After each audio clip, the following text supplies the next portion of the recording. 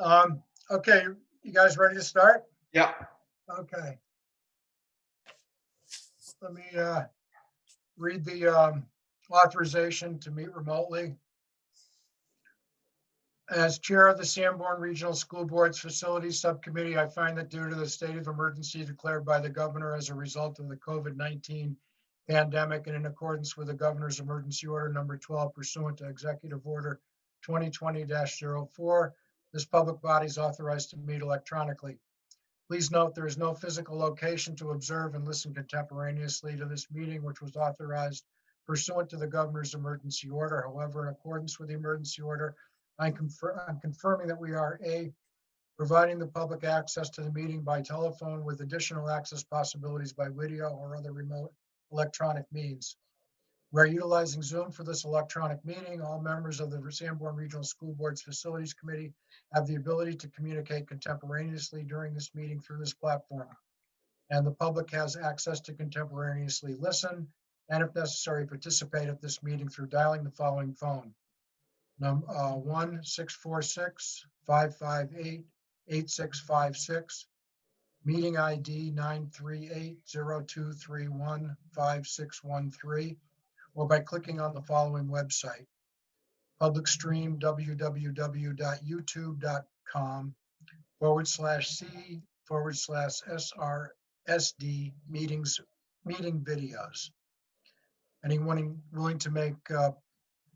wishing to make public comment concerning items on the agenda can email Matt Angel, mangel@sau17.net. B, by providing public notice of the necessary information for accessing the meeting, we previously gave notice to the public of the necessary information for accessing the meeting, including how to access the meeting using Zoom or telephonically. Instructions have also been provided on the website at the Sanborn Regional School District at www.sau17.net. C, providing a mechanism for the public to alert the public body during the meeting if there are problems with access. If anybody has a problem, please call 978-482-7394 or email at helpdesk@sau17.net. D, adjourning the meeting if the public is unable to access the meeting. In the event the public is unable to access the meeting will be adjourned and rescheduled. Please note that all votes that are taken during this meeting shall be done by roll call vote. Let's start the meeting by taking a roll call attendance. With each member state their presence. Please also state whether there's anyone in the room with you during this meeting, which is required under the right to know law. Matt. Matt Angel, I'm the business administrator. I'm sitting in my office at the SAU office in Kingston, New Hampshire. There's no one in the office with me. However, people do come and go out of my office to grab stuff. Larry? I'm in my office in my basement. Nobody is present, just myself. Jamie? I'm at home in my home office and I'm alone. Tom? Tom Ambrose, Superintendent of Schools. I'm at the SAU office. Jim Baker, I'm at room in a vacation house. I'm by myself. Okay. You start with the Pledge of Allegiance.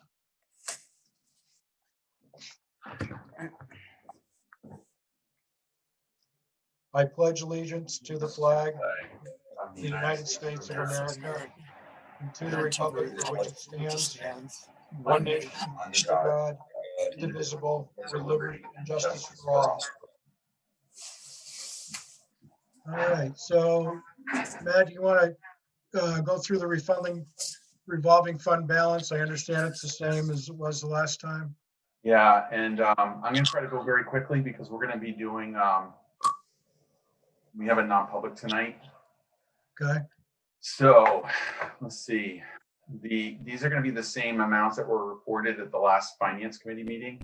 So here, let me see if I can do a screen. Well, let me yell them out. So the Special Education Expendable Trust Fund has $241,088.26. The Capital Improvement and Maintenance Capital Reserve Fund at July 31st has $172,922.78. Since that time, we've transferred in, I believe it's $50,000. The next one is unanticipated educational expenses, capital reserve fund. As at the end of July, we have $75,143.91. And again, since that time, we've transferred in $75,000 into that fund. I do not have an update for the facility use revolving fund because the system hasn't been put forward yet. However, we're still receiving monthly payments from SLC, and they're current with all their invoicing. One question, Matt. When are we going to have the facilities use fund balance? We should have it really soon. Where we are right now feverishly trying to finalize all the year-end numbers and close out the system. So we were hoping to have it done before this meeting, and I say we're probably a good 5 hours left. 5 hours? Yeah, 5 hours of work. Okay. All right. Okay, so you want to go to the greenhouse, right? The high school greenhouse. We're going to Yes. go out of order here on the agenda because of the non-public. Yes, please. Okay, so I'm gonna share my. Does anybody have any questions about the revolving fund or comments? Okay, so let's go to the greenhouse then. I'm going to share my screen. And all right, so I received a request from Jim and Wright to add a greenhouse outside. Well, I also gave you the board policy. So the board policy is really any adjustment to the building that's decorative, changes to the facility such as floor plan, or changes to the grounds, which is including site improvements. This would fall under a change. It's going to be a standing structure right outside the cafeteria at the high school. It's for any costs that are greater than $2,500. Now, when I looked at this project, it was it's the kind of thing that individually the building itself is not $2,500. However, the significance of the building being on the property, I think would be appropriate to go before this committee. Also, the items that are going inside that building push the costs up over $2,500. So I'm going to scroll on down. This is what they're projecting. And what they're hoping to do is to use this structure for their life skills program, and then also for their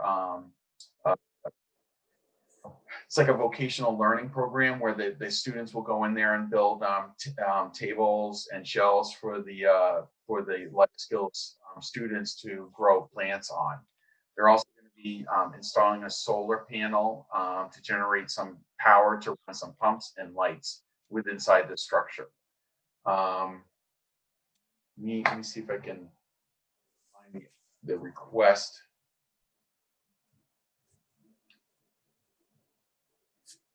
So the greenhouse is between $1,100 and $1,300, and I think all the other items pushed it up over $2,500. But they also were going to get a grant to cover the costs associated with this. I'm trying to find out where this is. I didn't see any other costs associated with all these other items they referred to, Matt. Is there a cost sheet for this? What they did is they provided me with a link of everything, and I went through and looked at each piece. In total, it's over $2,500. Yeah, I mean, I didn't see. Did they provide you a link for costs on the controls, the Arduino Yes. control sensors? Are they going to need a foundation for this, a walkway? Did they give you pricing for the aquaponics and Yes, the they did. aeroponics systems? Yes. Okay. But I think for a foundational portion, it's just going to be preparing the ground underneath it with some gravel and then put it down.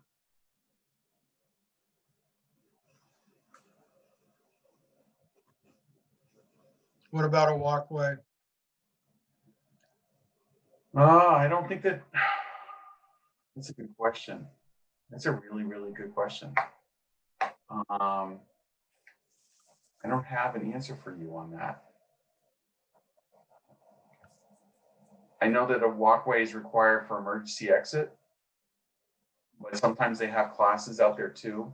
I don't believe that there's a need for classes out on the if they hold it on the grass.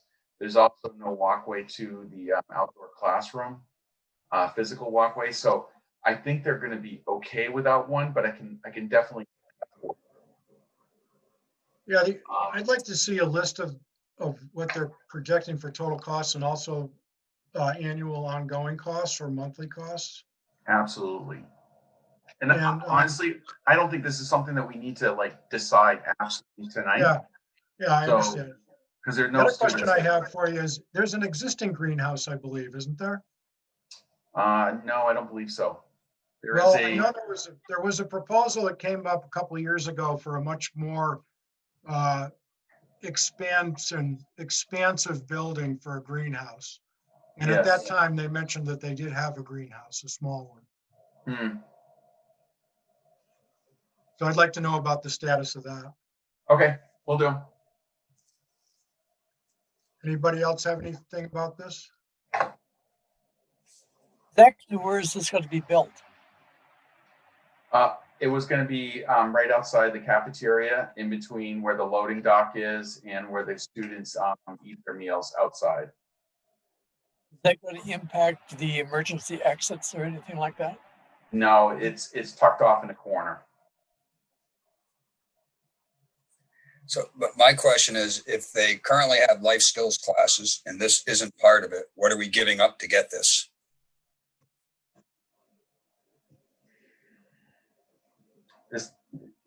It's going to help with the life skills class. Can you say the question again? So presently we fill the full course and they have things that they do, and it does not include this. So if now it's going to include this, then there's something that they do now that's not going to be done. So trading to not be done in order to do this. That's a great question. My assumption would be that this would augment the science curriculum, Jamie, but we can get a definite layout of what the curriculum impact is. Yeah, that's what I'd like to understand. Yeah. You do understand that the students in life skills have a completely different schedule and program than typical students, correct? Correct. Okay. But presumably it's a full curriculum. Presumably the amount of time that we're spending, that we're planning on spending on this in the future, isn't just dead time where they do nothing today. So something has to go away to make time for this if this isn't something we do today. Or it just takes one part of the curriculum that's more text or paper driven and makes it more engaging, and it doesn't necessarily replace something, it might augment something. We would need to ask. No, still, I'm when I look at pieces and I say we have a whole, and now we want to do 10% more than the whole, then that's 110%. You're only allowed 100%, so some other 10% gotta go. It's a question that we should ask about everything. How does this relate to the overall program? Okay, is that it for the greenhouse? Yes. Okay, Memorial School and the CIP plan. All right.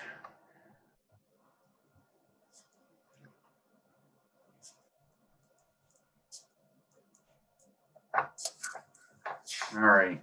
Let me share my screen again. And all right, so now I have fire alarm. I requested a request for a fire alarm for $93,515. Now this is a to replace an existing fire alarm. This would just bring it up to more modern code. It's going to be a similar situation as what we're finding at Bakey. Right now, what I'm finding is that the system is operational. We're not having any faults with it. It's just that it's old. That's it.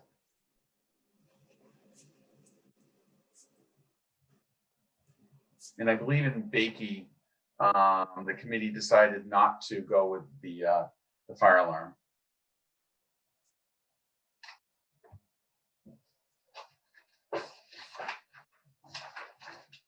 Do we want to go one by one? However you want to do it, Matt. Okay.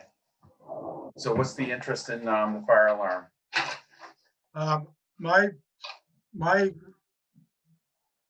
sense of this is that if the current fire alarm is adequate and fine and meeting all the code requirements, there's no need to upgrade it.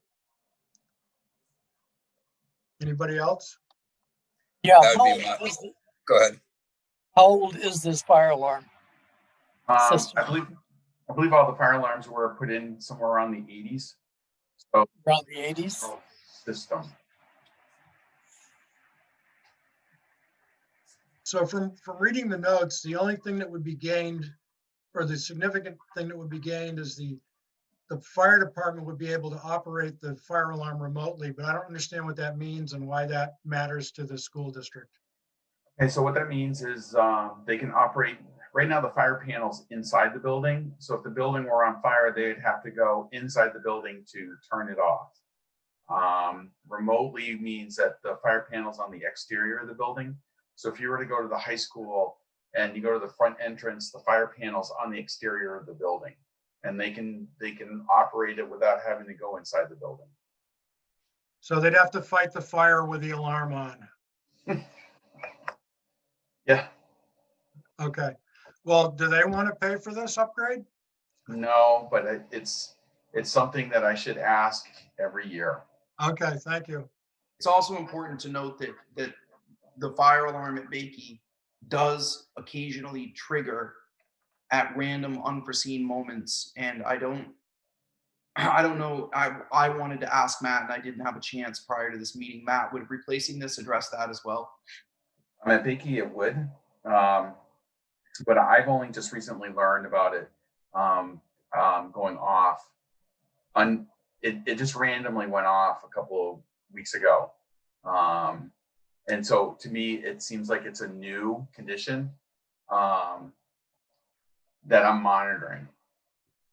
So just so you know, it happened 2 or 3 times my first year here.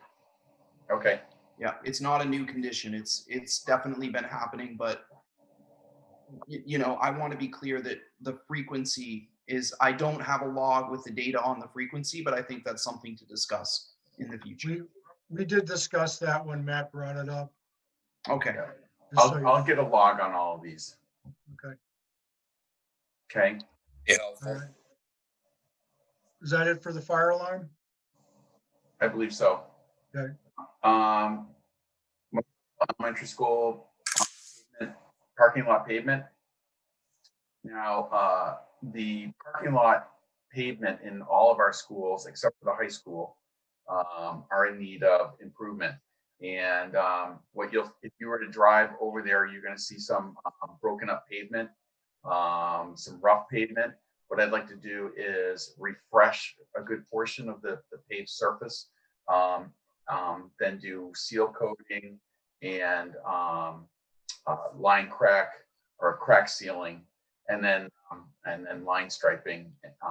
We did at the high school. It would just do a general overall improvement to the facility and how it looks. Now, what I did for cost is I threw down $65,000. I don't believe that we're going to hit $65,000. I was using that as a general estimate because of the high school, middle school project. And that one was much more extensive. So to me, the upper end of the cost would be 65. And I'd like to do this next summer. When you say refresh, what does that mean? In some areas, the pavement is okay. It would just need to have a seal coat over the top of it just to preserve it. In other areas, it would need a brand new skim coat of pavement where the surface is very rough or is broken up. So we would need bids on this. Yes, we would need bids on this. And all Okay. we're doing is just asking for permission for the logic. This is not permission to move forward with the project. when we started doing the CIP at the last meeting, Larry made a suggestion that I really like when we don't have bids, and that's to put the item in at $1 until we have a bid. So if we're gonna put this in, and I'm not saying that we are, but we haven't finished our discussion, I would suggest that we would do that, put this in at $1 until we have bids. Anybody else? I don't mind it being on the capital improvement plan. I would not authorize us to go ahead, but we should get bids on it so we understand what we're talking about. Clearly, I don't want to do anything prior to a winter, obviously. So having that information available for later in the year would be helpful information. So I think we should go ahead and get bids. But this would be something we would bid out for next spring. All I'm trying to do is get it into just a CIP plan.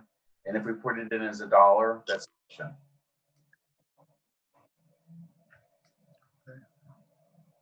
Yeah, I support that part of it also, as we did that previously when we reviewed it for Larry's suggestion. I think that would be good. Okay. All right, I'm gonna move on to the next one. There's been a request to replace the existing classrooms with a permanent structure. Right now, there is 2 portables on the end of the building, and they use those spaces, and so it's essentially putting an addition on the building. The assumption is $550,000, and put it in the budget or in the CIP request in school year 25-26. So it'll be right after the high school bond is paid for. We also would have to look at the facilities use, what the enrollment is. I mean, there's a lot more to this than just putting it in the plan. Well, I think actually, as far as for future reference, we should put it in the plan, but again, put the dollar on it and then go from there with the planning of it. I think it's important to note too that by the time the payments on the high school end, that would be a logical time to do this if we have the enrollments to do it, which I think is a really good idea. And then the other piece is recognizing that there is a point where those portables will become end of life and more costly to maintain than to replace. So I think if I remember correctly, they're pretty old already. So I just want people to know that as we have this conversation, we will have to have that conversation at that point, because I think the portables will start to deteriorate. Yes, they are. Yep. They're already struggling. Yep. I think it needs to be in a plan, and I'm fine with placing it there for the timing of the bond, and to keep it present in mind that this is out there and it's going to need to, at some point in time, be addressed in one manner or another. I agree with Jamie on this one. I think that's It's got to generally be in the plan. Oh, sorry, Larry. Yeah. It's just got to be in the plan so that it doesn't fall into cracks. Yeah, that's the whole thing. Like, with everything, we just want to stop being reactive and start being proactive. Right. So I don't like emergencies any more than anyone else. So that's kind of why we're trying to get this plan clarified. And it's really just a subset of the bigger strategic planning process, right? Right. So is it okay to keep it in at 550,000? We don't have any idea, Matt, what the number is. Let's put it in at $1 like we've been doing. Okay. Memorial Elementary School dishwasher. Believe it or not, that's going to be coming up. It's estimated at $15,000. And after we made this request, we found out that it's actually starting to fail. We may have to replace this sooner than next summer. So I'm asking for $15,000, and I'd like to keep it in the CIP plan at $15,000, because that's going to probably be the cost to purchase the item, not necessarily to install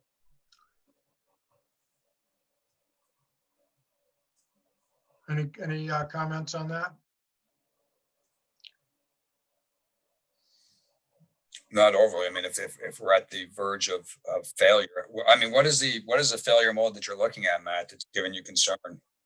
I had a maintenance person come to me, and there was an item that was breaking on it, and they were going to modify the machine to make it work for the time being, but they could not find a part for the machine to actually get back into perfect operation.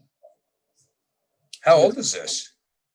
My guess is probably the 70s or 80s. This is a commercial dishwasher. It's like the size of my desk.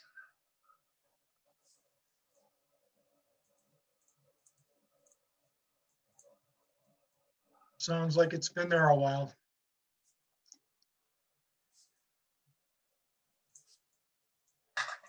I Larry, would say this one we need to leave right where it's at and probably start looking for a new one. And how much it costs to install it. okay. I'm in favor of that. Okay. I really don't know how much it would cost to install it. I would assume a couple thousand. All right, moving on, and we probably only have about 3 minutes. Walk-in cooler and freezer. These are items that are also the same age as the dishwasher. And we're asking for a CIP, I'm sorry, to put it in a CIP plan to replace the existing walk-in cooler and freezer, not next summer, but the summer after. And we're assuming it's going to be about $45,000. It's probably not replacing the cooler itself, but rather replacing the refrigeration equipment.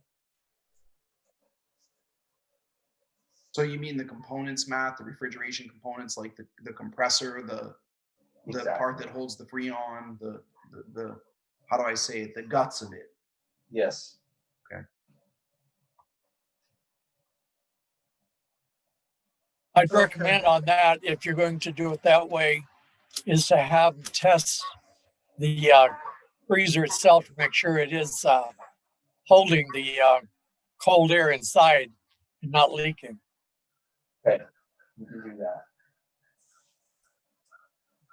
Yeah, Waste Larry, I money. would agree. It's better to fix it once and do it right, right? Yes. Especially if it's that old. If it Yeah. is leaking, it could just be a gasket too. Could be. Okay, so any other comment on this, Jamie? No, I mean, we'd want to understand what failure modes and what the risks are. All right. Can I So put it in for $1? yeah, let's put that one in for $1. Is everybody okay with that? Yep. Yep. All right, let me try to do one more, and then we should go into non-public. Upgrade classroom furniture. When we did the move this year, what I found, and this is an example, the picture on the screen is an example of a shelf that I pulled out of middle school. So one of the things that I found out is that a lot of the furniture between the classroom is non-standard, and we can't mix and match the classroom furniture from one classroom to another classroom. Unlike the high school, where the furniture is pretty standard throughout the entire building, where I can mix and match classrooms all day long. I'd like to try to start the ball rolling in a few years. This would be like in the year before the bond is paid on the high school, that we start looking at unifying all of our furniture between all the classrooms. So, and then also improve the overall environment, the learning environment for the students.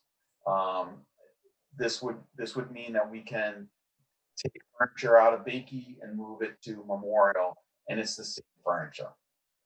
And I'm assuming it's going to be about $150,000. Is that to redo all the classrooms K through 6, Matt? This would be just to do the classrooms over at Memorial. There's Okay. and I believe for Bakey as well.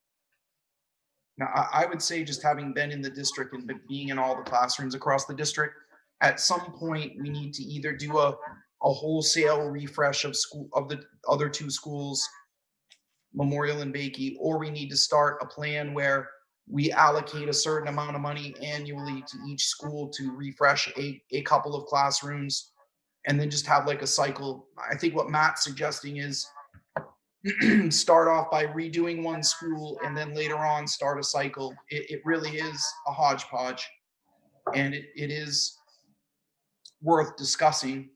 I think it's less emergent in terms of emergencies when we're talking about freezers and roofs and things but what happens is classroom furniture just gets kind of lost in the shuffle in a lot of school districts. This is not an uncommon problem. I think that, again, as Jim alluded to earlier, enrollments and everything will be a critical component of this. I think this also falls under the same category. We need to make sure it stays on the plate, and we need to have $1 there just to keep it open and keep it moving so we don't forget about it, let it fall by the wayside. This is another one where I think if you start planning a rotating schedule or a planned obsolescence program, you'd be better off. Yep. And Larry, I like that this is just the public is aware that we're looking at it, because really we all know that, schools, the learning environment is really important, and it is a part of having a successful, nice school district. And it does often get neglected. I don't want people to feel like this is just a Sanborn problem. I've seen this many places.